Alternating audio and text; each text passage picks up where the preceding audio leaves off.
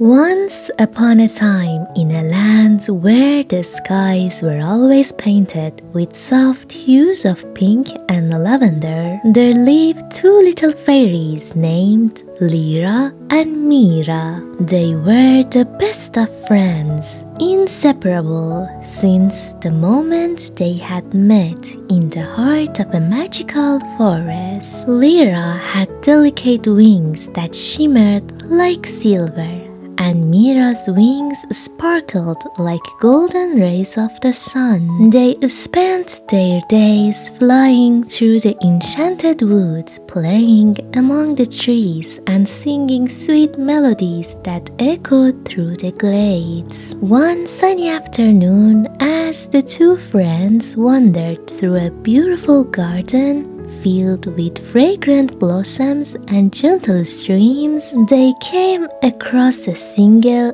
extraordinary flower.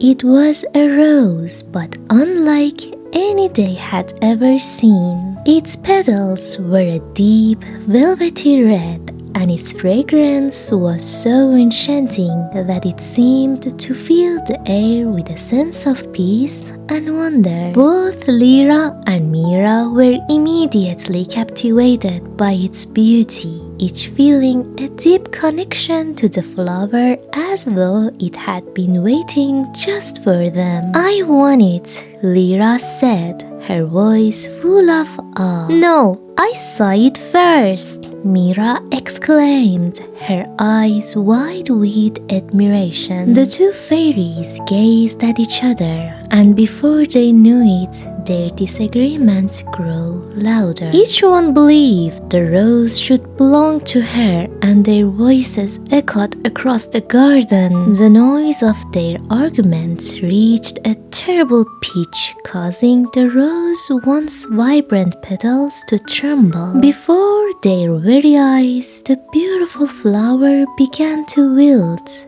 its brilliant colors fading and its delicate petals falling one by one to the ground. The once glorious rose, the very object of their affection, was now nothing more than a sad, withered stem. The fairies stood in silence, their hearts heavy with regret. They looked at the ruined flower, realizing that their quarrel had caused the death of something so beautiful. Guilt and sorrow washed over them like a cold wave. They had been so blinded by their desire to own the rose that they had forgotten the true meaning of friendship and the importance of harmony. "We ruined it," Mira whispered, her voice trembling. Lyra too felt the weight of her action. "What can we do to make it right?"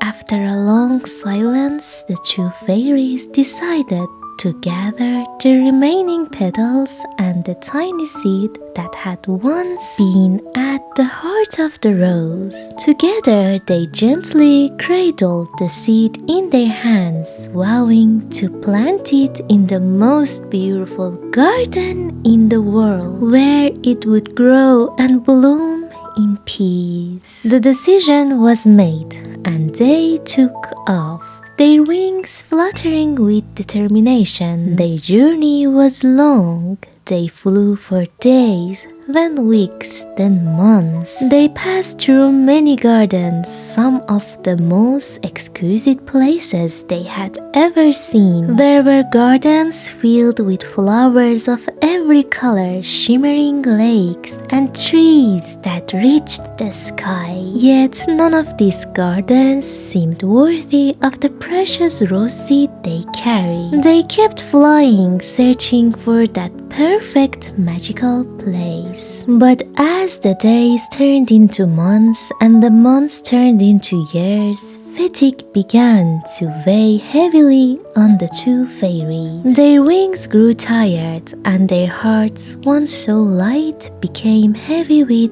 doubt. They wondered if they would ever find a perfect garden or if their mistake had already cost them too much. Their search for the right place to plant the rose had become their life's mission. One evening, after flying for what felt like an eternity, the fairies found themselves so exhausted that they could no longer keep their eyes open. They drifted into a deep, peaceful slumber, their tired wings folding gently against their backs. As they slept, they dreamed of the beautiful rose, its soft petals glowing in the moonlight, beckoning them forward. When Lyra and Mira awoke, they found themselves in a place unlike any they had ever seen. It was a garden so magnificent that it seemed to glow with its own inner light.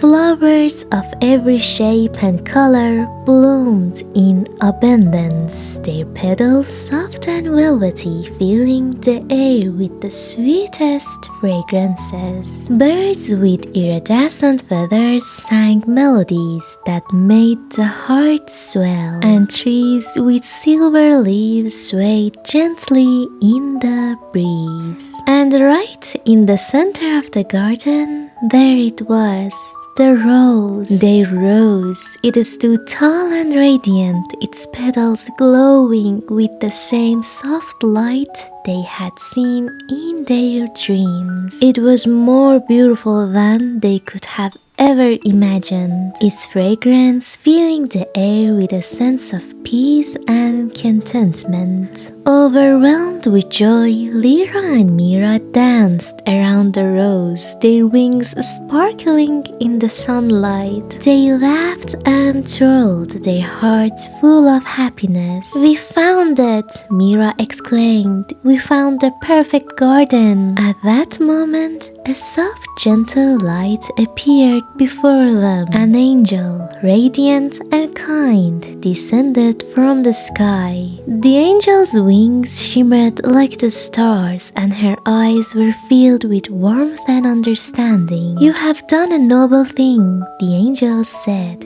her voice like a soft melody. "Because of the kindness in your hearts and the way you sought to right the wrong you caused, the God has chosen to place you in this beautiful garden where you will live in peace and harmony forever."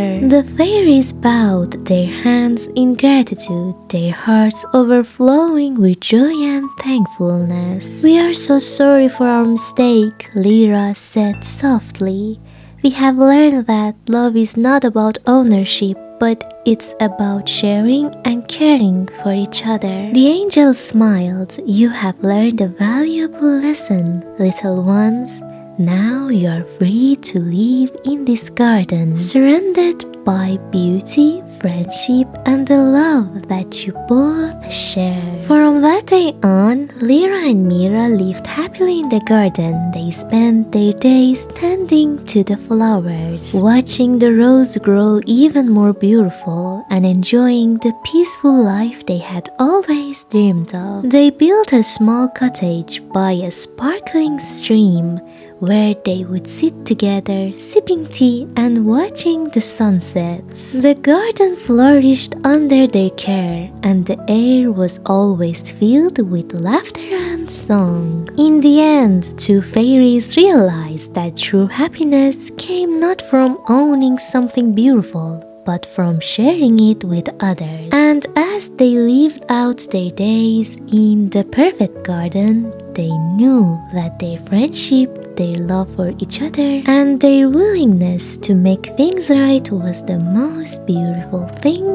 of all. Thank you everyone for watching this video. Please don't forget to like and subscribe my channel. See you next time everyone. Bye bye.